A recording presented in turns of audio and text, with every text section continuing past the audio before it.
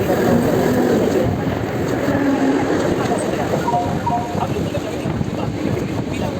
Actual गर्दी कमी होते ते कुर्ला आणि घाटकोपरला. स्लो असून दे किंवा fast, most of the time me fast पकडते. इथे मला 8:30 वाजून गेलेले म्हणून मला कारशेडची ट्रेन नाही भेटली आणि कळवायला चढताना तर डोरवरतीच राहावं लागतं. खूप रिस्की असतं पण ऑप्शन नाही. इथे मी दादरला पोचली आहे. दादरला प्लॅटफॉर्म आणि ट्रेनच्या मध्ये ह्या प्लॅटफॉर्ममध्ये जिथे मी उतरते तिथे खूपच गॅप आहे. म्हणजे रनिंगमध्ये उतरायला खूप झटका लागतो पायाला. आणि एक मुलीने, ती पण डोरवरतीच होती, उतरली आणि माझ्या पायावरतीच पाडली. इथे मी थोडंसं आमच्या स्पॉटवरती आली जिथे बस थांबते शटल. तिथे 10 मिनटं जातात. आजकाल ही शटल पण लेट येते कारण पाऊस चालू आहे तर ट्रॅफिक असतं. म्हणून मी 10 आणि 10च्या नंतरच पोचते ऑफिसला. कंप्लीट 2 आवर्स मला लागतात पोचेपर्यंत. जाऊन आता पूर्ण फ्रेश व्हायला परत 20-15 मिनटं जातीलच. हां, अप्रॉक्स मग नाश्ता बिष्टा अर्धा तास पकडा. इथे पोचलो आम्ही. पटपट जाते, वॉशरूममध्ये फ्रेशनअप झाली आणि खाली आली कारण खूप भूक लागलेली. मग पोहे आणि चहा खाल्लं.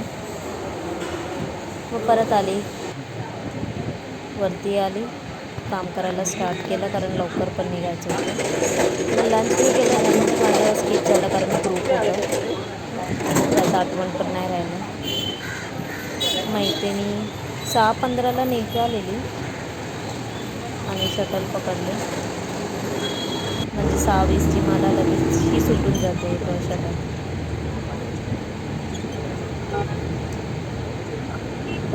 ते लगेच पोचलो कारण ट्रॅफिक नव्हतं. केव्हा 40-40 मिनटं पण लागतात पावसातून संध्याकाळी, पण आज मी लवकर पोचले.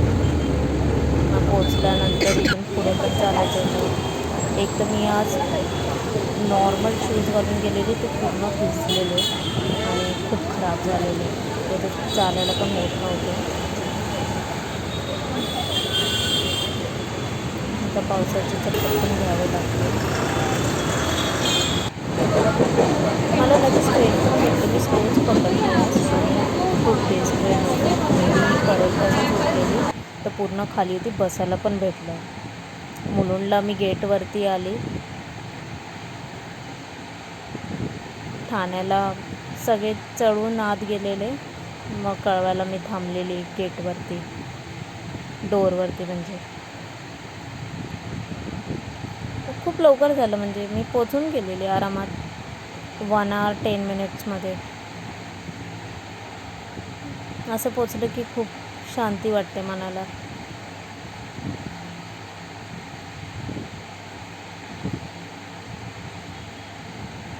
इथे आली मी ऑटो स्टँड, पण मी रिक्षा नाही पकडलं कारण लवकर पोचलेली आणि मी विचार केला भाजी वगैरे बघते, काय असेल तर घेईन. पण मी इथे घेतलं नाही, मी इथे फ्रूट्सच घेतले. पेरू घेतले आणि मँगो घेतलं. एवढं काय पेरू मला बरे नाही वाटत, पण ठीक आहे, आता काहीतरी फ्रूट्स पाहिजे म्हणून मी ते घेतले. जर तर टेस्टी असेल तर खूप चांगले लागतात. इथे थोडं चालावं लागतं मग मार्केट येतं. मी भाजी घेताना व्हिडिओ नाही काढला कारण खूप वजन होत होतं हातात सगळं, मग व्हिडिओ नाही काढू शकले. मग पुढे जाऊन मी ऑटो पकडली आणि घरी पोचलेली.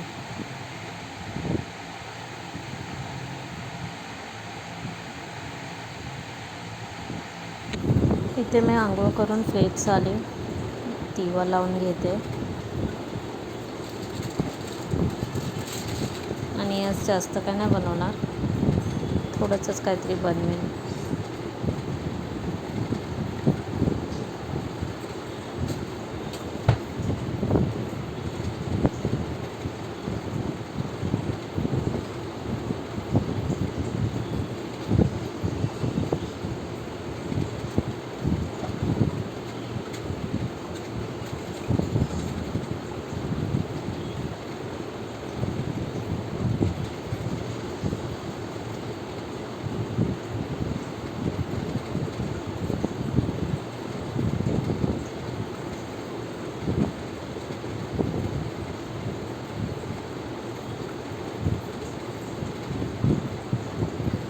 आणि तूप लावलं.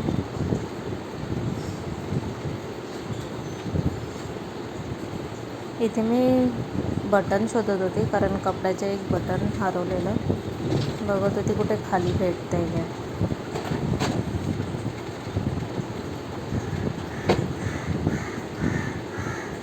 पण मला नाही भेटलं, मी सोडून दिले. मी चहा बनवायला आली.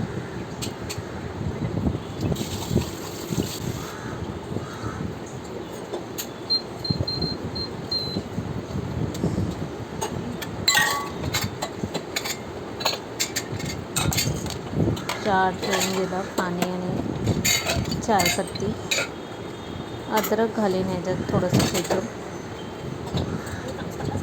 आणि बोंबलोनी होतं ते एक गरम करून खाल्लं.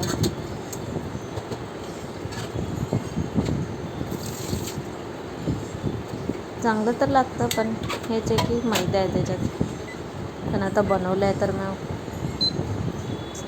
संपवायला पण पाहिजे. त्याच्यातले मी 2 ऑफिसमध्ये पण नेलेले, सगळ्यांना आवडले ते. थोडंसं त्याचं वर्कआउट मला करावं लागेल. इथे मी आलं सोलून घालते.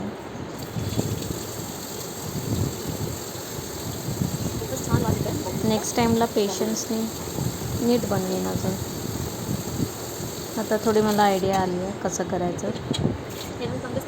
I hope next time perfect बनवेल. इथे मी आलं चांगलं चेचून घेतलं पक्कडनेच.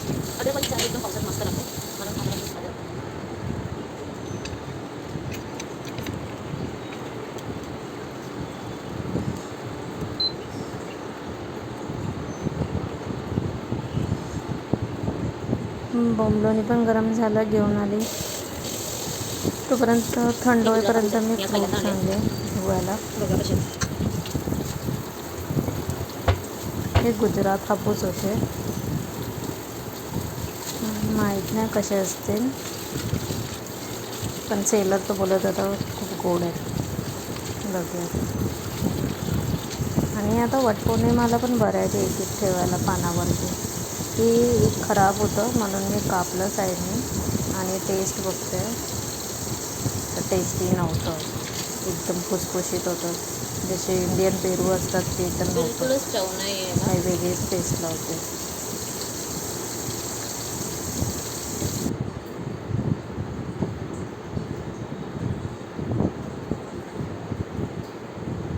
ते मी चहा होते.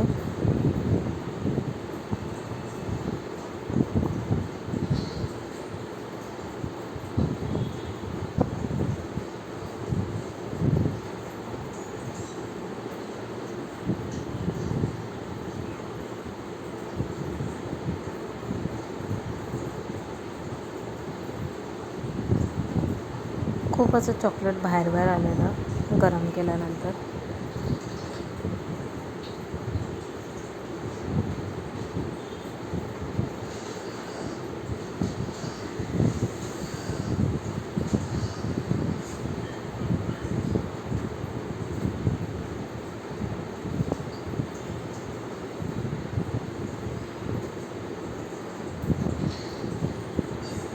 इथे मी आता लाफ्टर शेप तेच लावते.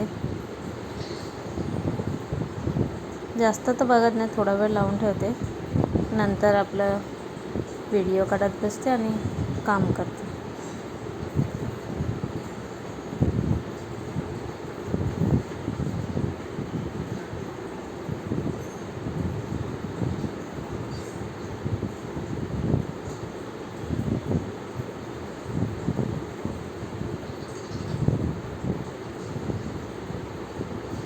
मी हे एपिसोड पुन्हा पुन्हा पण बघते. मला थोडं एंटरटेनमेंट वाटतं.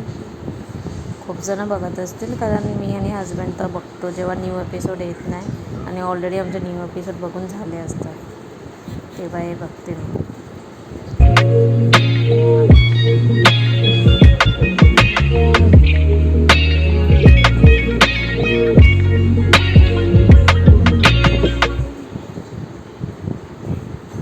मी फर्स्ट टाईम कधी नवीन गोष्ट ट्राय करते तर माझी चांगलीच बनते, पण जेव्हा मी पुन्हा ट्राय करते तेव्हा ती तशी नाही बनत. माहीत नाही का, हे माझं पहिल्यापासून आहे. अगोदर जेव्हा पण मी काही पण बनवते फर्स्ट टाईम ते खूप बेस्ट होतं, म्हणजे नेक्स्ट टाईम असं वाटतं ह्याच्यापेक्षा अजून चांगलं वाटेल, पण तसं होत नाही माझ्याबरोबर. की किती वेळा केक आणि काय ना काय वेगळं वेगळं ट्राय केलं आहे, पिझ्झा वगैरे.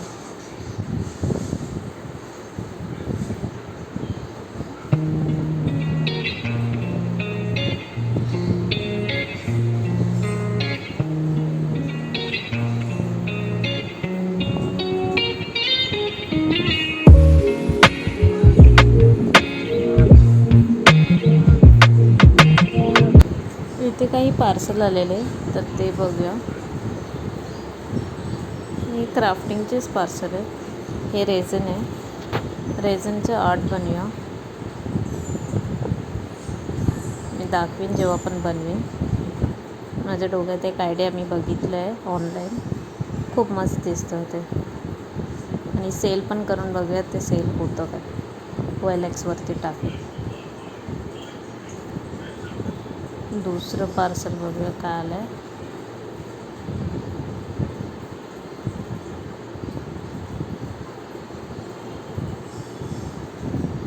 कापतच नाही, निघ लवकर निघ.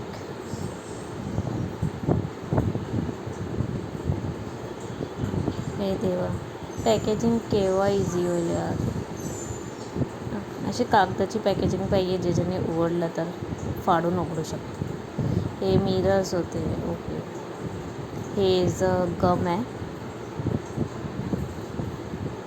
माहीत नाही गम असं कसं ठीक आहे एकदा काढल्यावर. आणि हे मिरर्स आहेत. हे बॉलवरती जे म्हणजे ग्लासचे जे बॉटल्स असतात ना त्याच्यावरती वर्क करायला, किंवा MDF कार्डबोर्ड जो असतो थिक बोर्ड त्याच्यावर.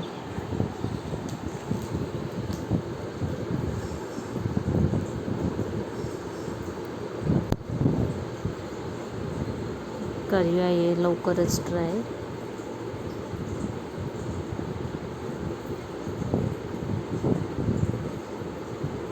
आणि एक होतं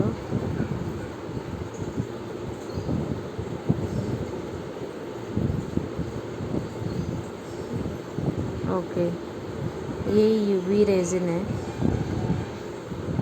हे पण खूप मस्त आहे, म्हणजे हे आपले काही बीट्स वगैरे पडतात किंवा एकदम स्ट्रॉंगवालं जे असतं ना, जे हेवी आहे डायमंड वगैरे आणि स्ट्रॉंग आपल्याला त्याचं हे पाहिजे ग्लो, तर रेझिन हे परफेक्ट आहे UV रेझिन.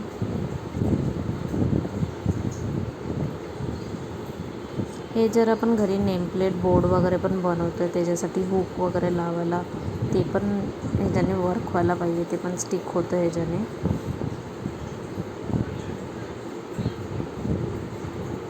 आणि रिंग्स वगैरेचे डायमंड वगैरे असतील तर आय थिंक जेव्हा मी कॉलेजमध्ये असते तेव्हा अगर जर मला हे समजलं असतं ना तेव्हा खूप युजफुल होतं, कारण तेव्हा असे खूप सारे गोष्टी होती जे वापरायची आणि त्याचे डायमंड्स वगैरे पडायचे. डायमंडच नाही, म्हणजे जे पण त्याच्यावरती ॲसेसरीज असायचे ते पडायचे. छोटूसं आहे डबी, पण आय थिंक खूप असेल याच्यात, म्हणजे खूप पुरेल जर आपण एकदा वापरायला काढलं. बस हे सुकायला नाही पाहिजे, तेवढंच आहे. माझ्याकडे 2 रेझिनचे बॉटल होते, ते मी एकदाच वापरले नेमप्लेट बोर्डसाठी, आणि त्याच्यानंतर ते वापरलेच नाही. पण तरीही ते झाकण ॲटोमॅटिकली ब्रेक झालं ड्यू टू केमिकल, आणि हवामुळे इनसाईड गेलं आणि कडक पण झालेलं सगळं जेव्हा काढलेलं.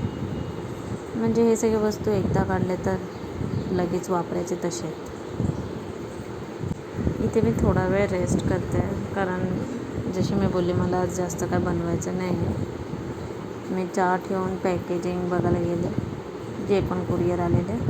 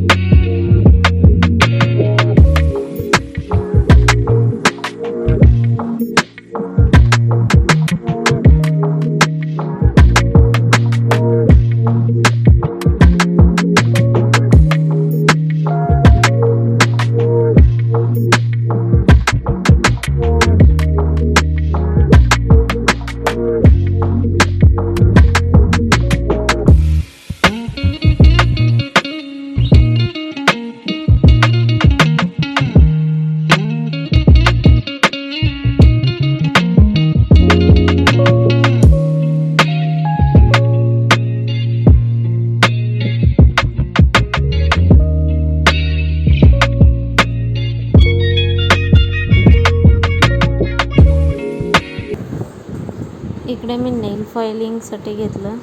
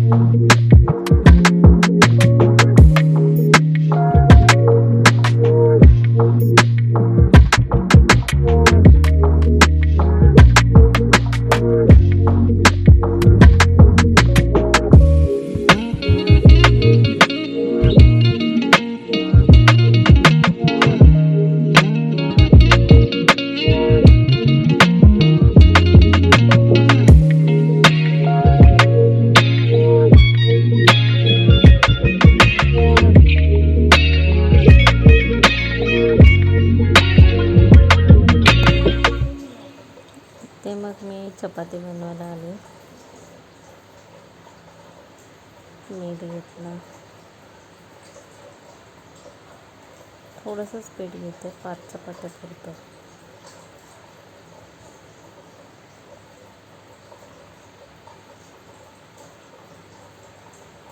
मी चाळून ठेवत नाही, चाळून ठेवलं तर बरं पडतं, पण एकदम तसं घरभर उडतं म्हणून मी जेव्हा हवं तसंच घेते. थोडंसं साईडला लावायला काढून ठेवलं आहे.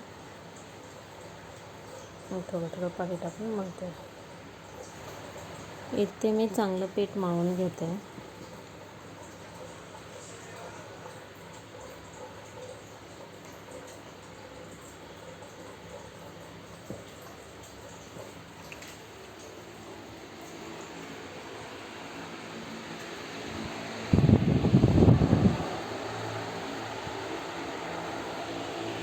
एकदम सॉफ्ट पण नाही मिळत, म्हणजे एकदम मऊ मऊ, थोडंसं घट्ट ठेवते मी, म्हणजे लाटायला बरं पडतं. ते लगेचच लाटते मी, कारण हे बाहेरचं पीठ मागवते तर लगेचच लाटून चांगले होतात. तवा मी अगोदरच ठेवले गरम व्हायला. तवा चांगला गरम झाला की पटपट होऊन जातात, नाहीतर मग कडक होतात. माझे तसे जास्त प्रॉब्लेम ह्याचे की कडक होतात, जास्त सॉफ्ट नाही राहत. आणि इंडक्शनमध्ये चारी बाजूला चांगली आग नाही लागत, म्हणून कधी कधी कडक व्हायचे चान्सेस जास्त होतात माझा तवा एकदम असा थोडासा इंडक्शनच्या बाहेरच आहे, म्हणजे जे त्याचं सरफेस आहे. बनवलं की जाऊन दे, ठीक आहे. जितकं नाही वापरू शकत गॅस तितकं मी नाही वापरत. आणि बहुतेकच हजबंड पण खाऊन येणार आहे, म्हणून मी कमीच बनवते.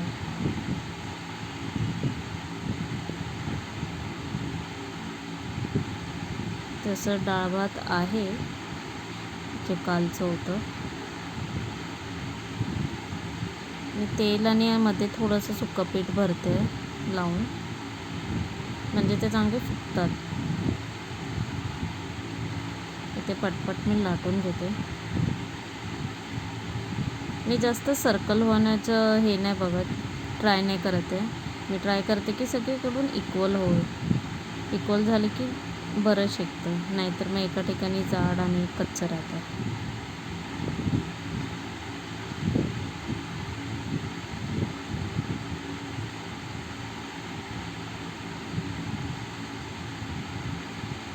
जर सर्कल करायला बघितलं तर होऊन जातं, असं काही नाही की कठीण आहे. पण मी ट्राय करते की माझ्या सर्कलपेक्षा जास्त चांगले दिसायला लागायला पाहिजे, ते कच्चे नसून सगळ्या साईडनी शेकायला पाहिजे, म्हणून मी मीडियमच ठेवते. जास्त जाड पण नाही ठेवत आणि पातळ पण नाही ठेवत. पण सगळे बोलतात माझी चपाती जास्त पातळ असते म्हणून ती कडक होते.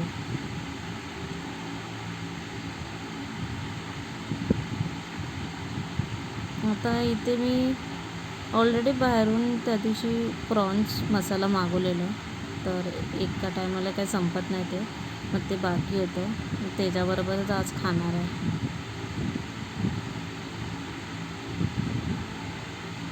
मी मध्येच इंडक्शन बंद ठेवलेलं, कारण झालेलं चांगलं तापलेलं आणि मी सगळे एकदा लाटून झाले ना की शेकते, नाहीतर मग बरोबर होत नाही मला दोन्ही ठिकाणी कॉन्सन्ट्रेशन करता.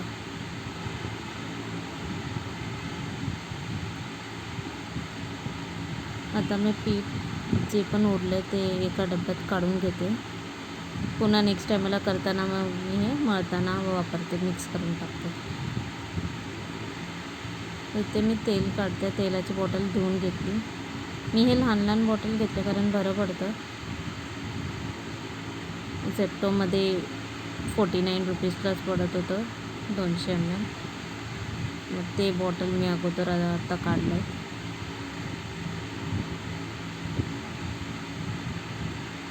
हे ग्राउंडनट ऑइल आहे. हे धुवून घेतलं तर कसं त्याच्या बाजूला पण तेल गेलं तर ॲटलिस्ट पुसून घेऊ शकतो, म्हणून मी धुवून घेते. बॉटल धुवून पुसून घेतली.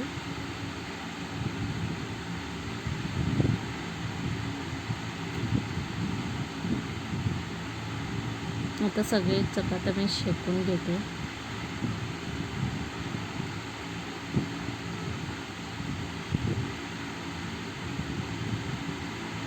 हे चपात्या ओव्हनमध्ये मायक्रोवेवमध्ये 30 सेकंडसाठी पण ठेवलं तर लगेच नरम होतात, पण हवा लागली की म्हणजे जसे ते थंड होतात तसे कडक पण होत जातात. मग म्हणून मायक्रोवेवमध्ये तेव्हाच ठेवते जेव्हा पटकन खायचे असतात, जर उरले असतील तर.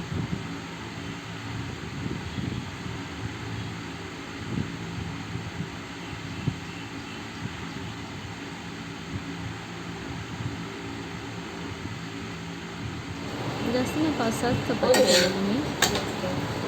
खाओगे ना थोड़ा, रोटी बनाई है.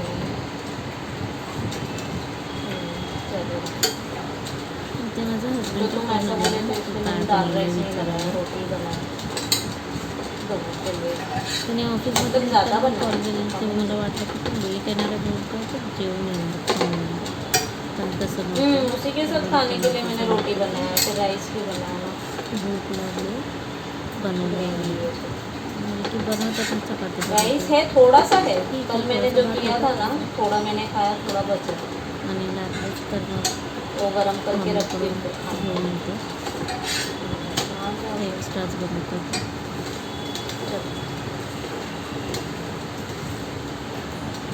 पण आज लागला नव्हतं, जे होतं तर त्याच्यातच खाल्लं आणि गप्प बसतं. रात्रीचं तसं एकदम पण फुलफिल खाऊन तर झोपायचं असतं, म्हणून थोडंसं लाईट ठेवायचं असतं. मी नेहमी चपाती नाही करत, जेव्हा थोडं कमी असेल काम तेव्हाच मी करते. नेहमीच चपात्या करायला मला पॉसिबल नाही. जेवण झाल्यावरती मी पटपट भांड्या घेतल्या आणि सगळे भाजून टाकले जेवढे होते. पहिले मी चांगले हातानेच धुवून घेते. एकदा ते खरगट्याचं ते साफ झाल्यानंतर मी साबणाने धुवून घेते. मला भांड्या घासायचं असं काही एवढं कंटाळा येत नाही, होऊन जातं माझं पटकन. आणि जे भाताच्या डाळीचं असतं त्याला मी अगोदरच खाली करून भिजून ठेवते, म्हणजे बाकीचे जोपर्यंत आवडते तोपर्यंत हे सगळं निघून जातं पाण्यात. ते इझी होऊन जातं, जास्त मेहनत नाही लागत त्याला. बाकी कपचं वगैरे आज जे पण 4चे डाग असतात त्याला थोडं जास्त मेहनत लागते दाबून दाबून, कारण खूप खोलगट असतं.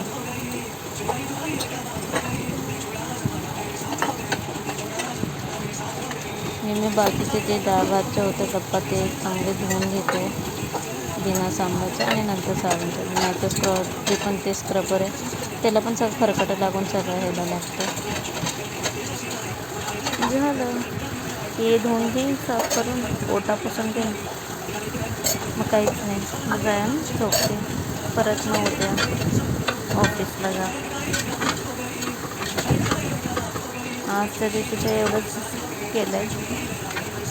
तो खूप काही दिवशी काहीतरी स्पेशल करेन तेव्हा परत एक पूर्ण व्हिडिओ बनवेन.